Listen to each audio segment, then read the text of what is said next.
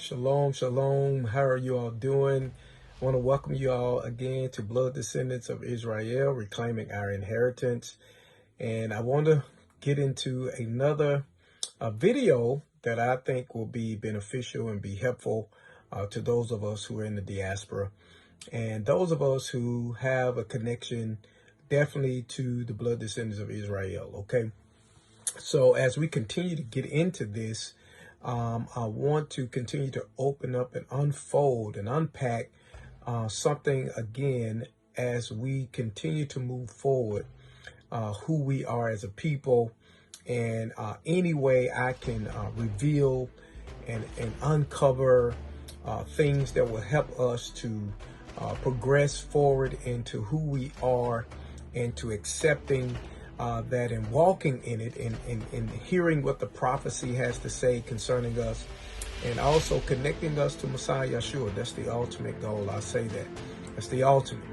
But in this particular video, of course, we already did a video past. We talked with a king, southern part of Uganda, and King Izakari, and we got a chance to hear his message to those of us who are in the diaspora. And so again, I was sharing with you all the last time that we was here, us being invited to Africa to meet with the kings in Africa. We went to the Kings of Kings conference.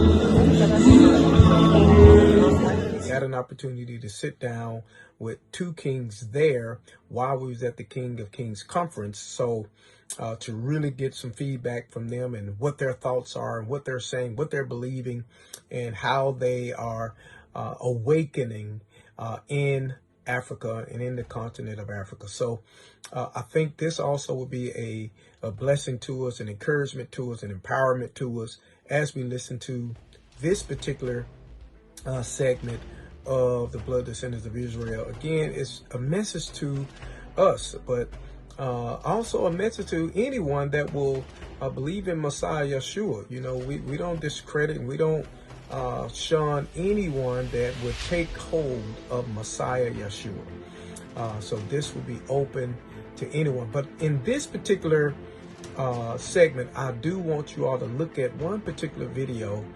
We had got there on the grounds of the area where the Kings of Kings conference was going to be.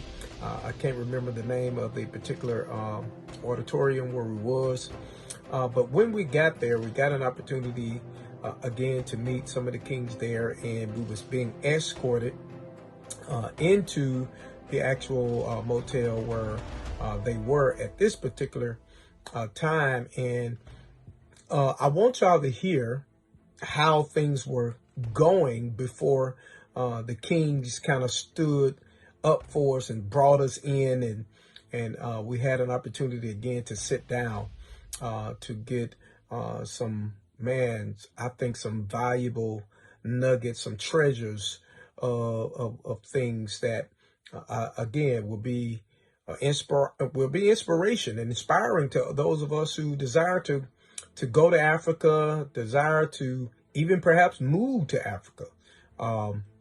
And so to hear this, but again, there's one little segment that I want you all to see how we were being treated by some individuals, and how the kings kind of stood. You kind of have to, I'm trying not to say everything because it's a kind of sensitive area, but I do want you to be able to discern and watch it. If you watch it, you will see what's happening. But we still ended up inside. And again, we got down and got in and got an opportunity to sit with King Mumena. And I'll show you some clips of that as well. But watch this first clip as we go into this segment of the documentary. From here, part of the team with Conte. yes, Yeah. part of the team of it. Yeah. we also told the good news to this is the CEO and also the founder of Overland Nation, who have sponsored the whole Fataza program. He's Phil, but his surname is something else. I can't remember. So, how are you? Do you play Tribullion? Yeah, nice to meet you. Nice meeting you. My wife came with Bless you, Apostle Chris. Mr. Chris, nice to meet you. To meet you. did you say you're from Tennessee? Oh, like it. I love this. You see, as you pronounce as Tennessee, yeah. Is married? No, I'm Zambian, but I live in the US. I live since 1998. Okay. Originally in Glasgow, born down there. Wow, yeah. Okay. Welcome, guys. I wish we had more time. This is like this. You came at the moment that the kids Yeah, are the arriving. communication was not good. Yeah, if you could like.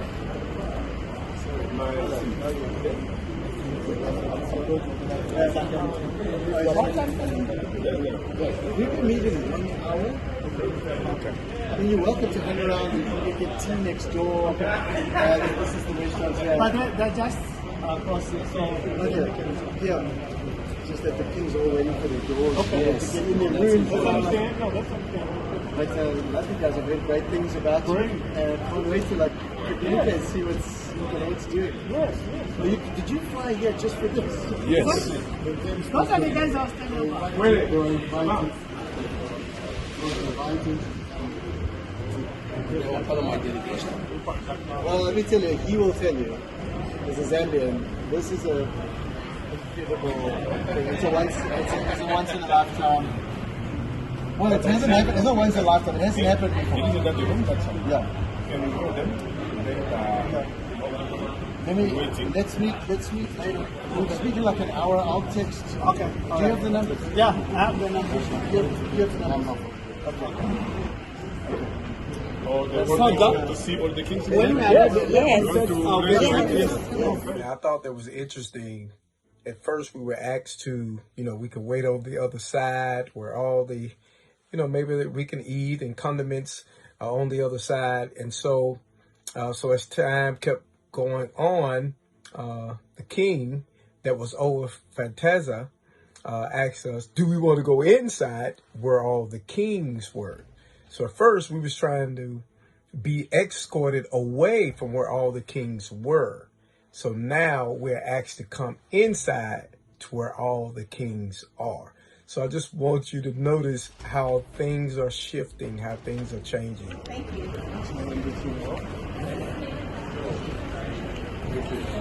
You film or not?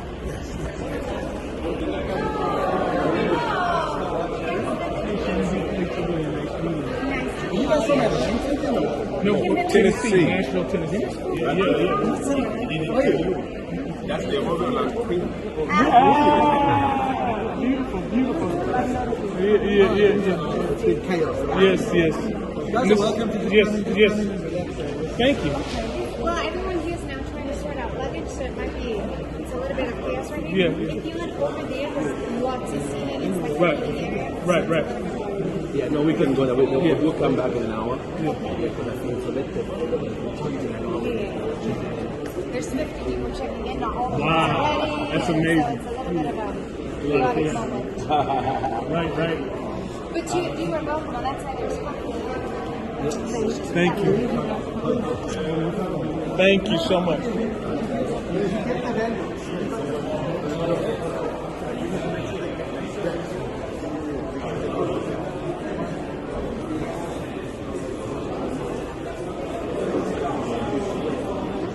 Well, as y'all can see, for the third time, we are asked that we can be seated to the other side. And but as you will see, we end up sitting down and talking to King Mumena. And we end up talking to him, I know, probably almost an hour. So I'm just going to show you maybe 1 or 2 clips of some of the conversation, and then we will come back and talk to you or share with you later in another part of our documentary. We will get more video of King Mumena and some of the things that he's sharing. And again, that is, man, it's breathtaking, It's breathtaking, and it's only breathtaking to those who understand and those who have, again, a spiritual connection to Africa and understand what God is doing, and to see, to be a part, and to experience it with your own being, your own eyes, and your, being on the ground, and to hear it with your own ears. And so it is something momentous. And again, I believe it's fulfillment of our prophecy that these kings will be turning to the Lord at this time. I know it's fulfilling of our prophecy. And maybe I will also post a couple of scriptures for that as well right here. Watch.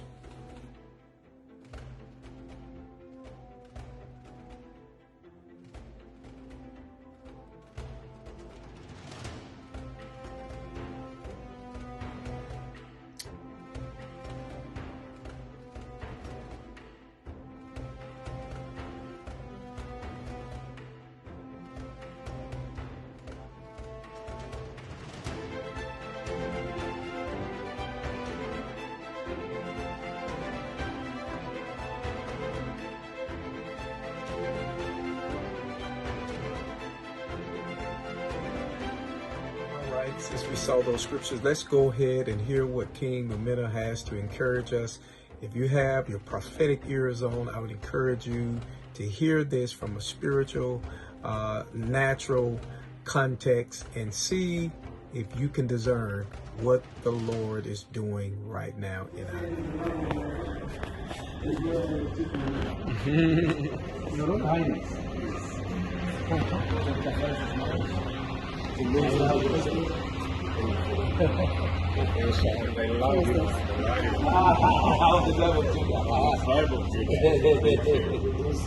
This is my delegation from America. Yes. Welcome. Yes. Who said the chiefs don't love Jesus?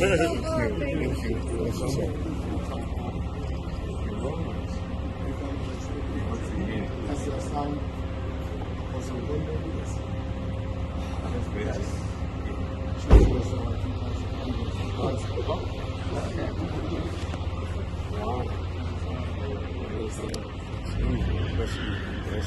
We needed a dumpster.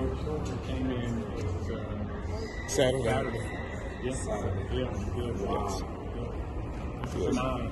This is such an honor and privilege to be here, to be in the homeland where we came from, and we're just so excited and so honored and blessed. It is time. Yes. It is the season. And it's the season to receive from all corners back the great move of God. And we won't rest until everyone comes back home. We won't rest because we know it is the season. In the last 1 year, my apostle, I've had over 100 that have come through from America that passed through the palace, and they've all given me the same language. We are coming back. Yes. And one of the assignments I have this time I'm here is to meet the Director General Immigration and also to meet the other commissioners and the security people to make life easier. Yes.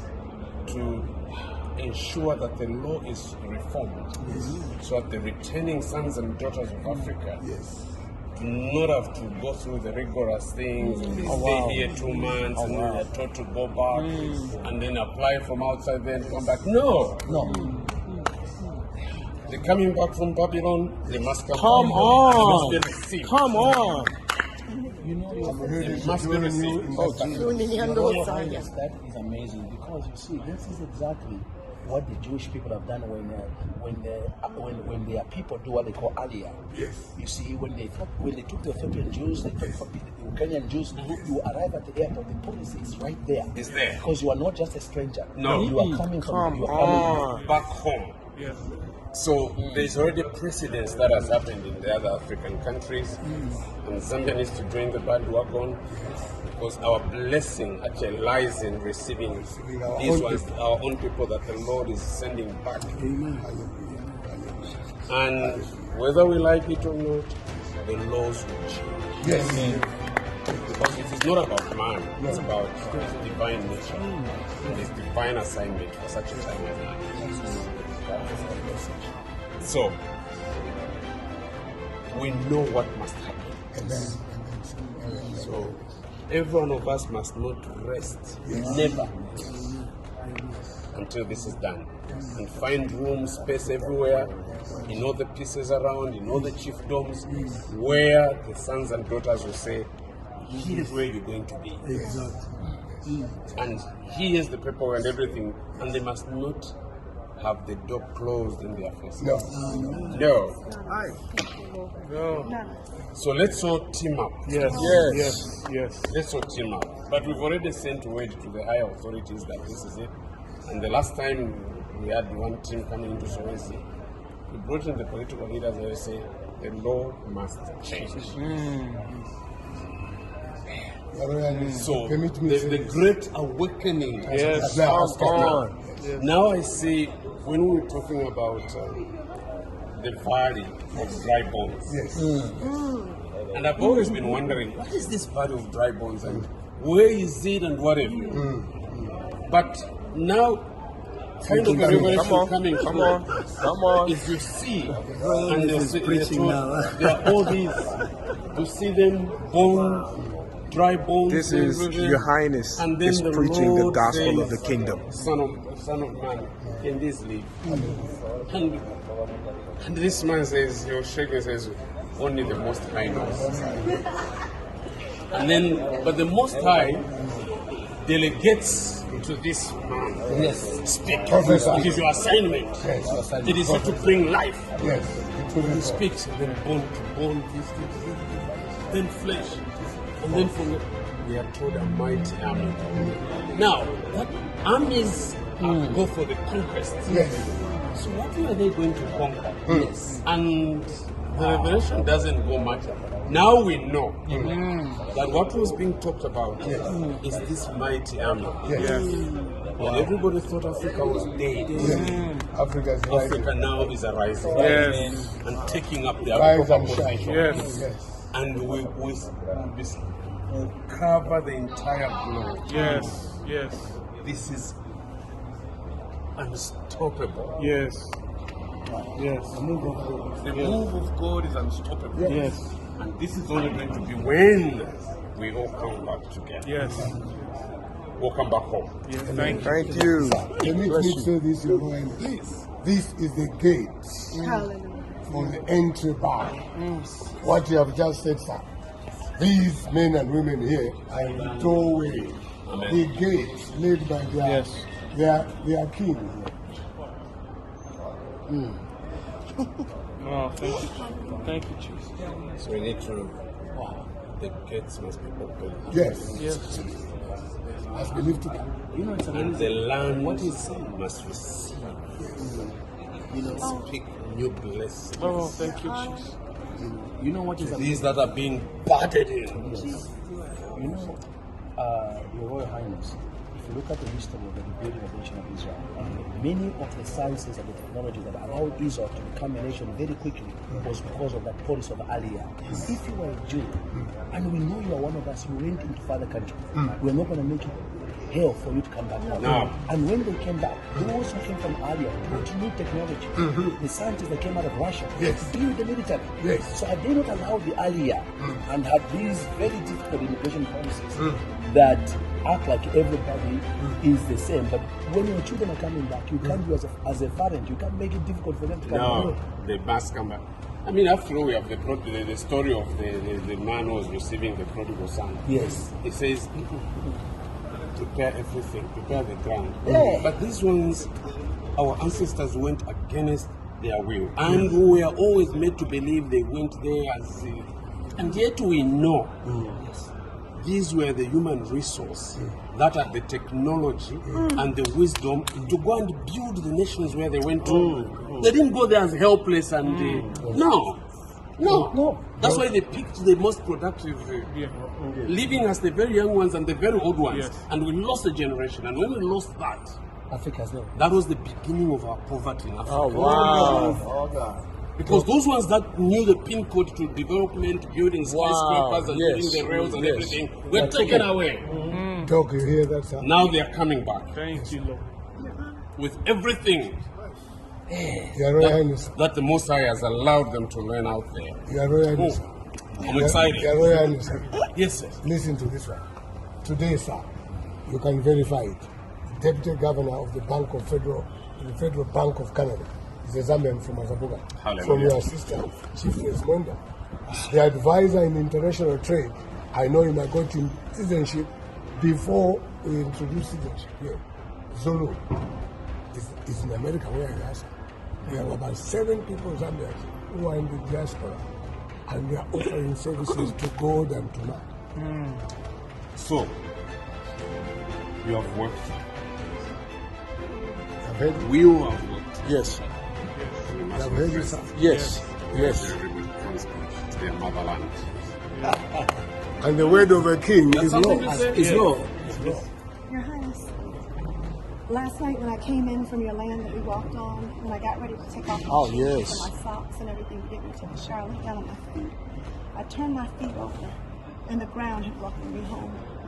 Where it would normally be in America, there's just been dirt or just sand. I saw speckles of diamond dust from your land. And I felt the richness of the soil. And I could see it. And I ran back over to their room to show them. I was like, look at my feet. Said, look at my feet. And you could see the glistening. Your ground was glistening. And the earth welcomed me back home and glistened my feet. So thank you. You all have a rich land. And to be welcomed home, and that was on my birthday. That I was yesterday. So I thank God for receiving us.